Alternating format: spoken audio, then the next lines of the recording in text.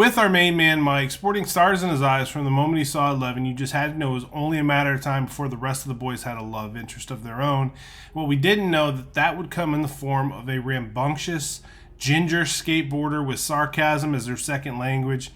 But she did go as Michael Myers for Halloween, so she's forever in my cool book. Now, let's talk about Max Mayfield and what may be in store for her character coming into Season 5 of Stranger Things.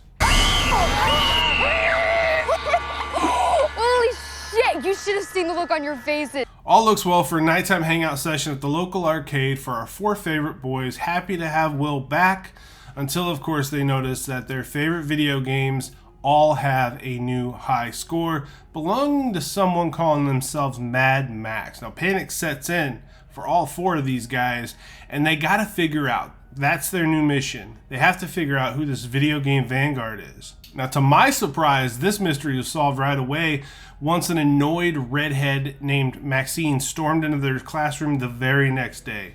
Lucas and Dustin both immediately perked up and set out to find out more about this mysterious newcomer. Even though she seems annoyed by the attention, Max needs something. I mean, some kind of something somewhere, because her home life is like a powder keg. I mean, she's got a mom who's married to one of those settle it with a belt or open fist type of dads, and her stepbrother Billy is cut of that cloth as well. He's an overwhelming prick. So a friend group for Max at this point in the show surely couldn't hurt. That is, of course, unless you end up with this group of upside down hunters, Demogorgon destroyers like Mike, Will, Dustin, and Lucas were. They bring her into the party. Mike's not happy about it, but they bring her into the party. They don't share everything with her right away for obvious reasons, but eventually they have to, because Will finds himself inhabited by this shadow monster.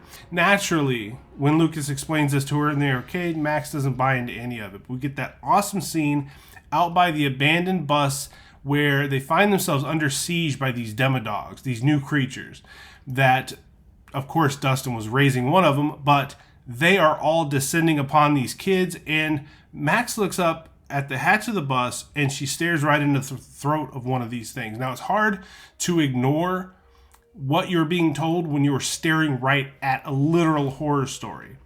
And it's in this scene that Max and Lucas, they sort of gravitate towards one another, which doesn't really seem to bother Dustin, and the whole thing culminates at the snowball dance at the very end of the season, where Max is wearing a giant smile and dancing with Lucas. I think they even share a kiss. Very tender moment. She seems happy, and that's a relationship that moves forward in Season 3. Now, when we get to Season 3, Max and 11 wind up growing closer to each other. And, you know, the scenes are fun. The mall hangout scene is very, very 80s. It's very fun. It looks like something that 11 desperately needs. This relationship, though, it leads Max to learn through 11 spying on people that Billy is being controlled by the Mind Flayer, which is this wild-looking monster, really similar to the shadow monster that took over Will. And some of that got stuck in Hawkins when 11 closed the gate in Part 2. And it's controlling people and using people to build this wild-looking monster, this body, just so it can come after 11. I mean, the creature design here in this season, like that last scene at Starcourt Mall, it's remarkable. Tragedy strikes at the end of the season, though, because of the loss or sacrifice of Billy, and that rips the family apart. Max and her mom have to start over. They end up moving to a trailer park. Max's relationship with Lucas is very strained at this point because Max is going through what she's going through on her personal side with her mother. Lucas is trying to branch out into the popular group by being on the basketball team.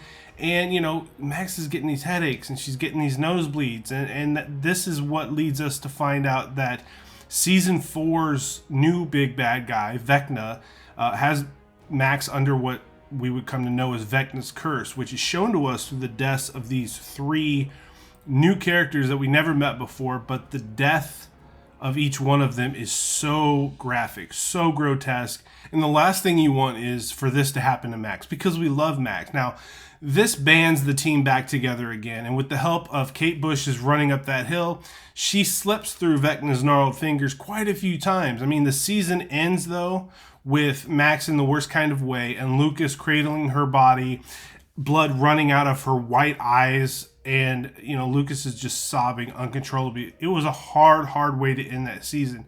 I don't really want to lose Max. I'm going to melt down at, probably a solid 8.5 meltdown. It's going to be pretty bad. I like her. I mean, she's what this group needs. She's what 11 needs. And she's so endearing. She's so easy to root for. I feel like right now, as things sit, without us knowing how season 5 is going to kick off or what's going to happen, she's on the brink of death anyways. So most people expect her to just pass away, but her story's been so compelling. I mean, that episode, Dear Billy, just made you fall in love with her if you hadn't already been. I mean, Max is the one Ginger that I find myself constantly rooting for.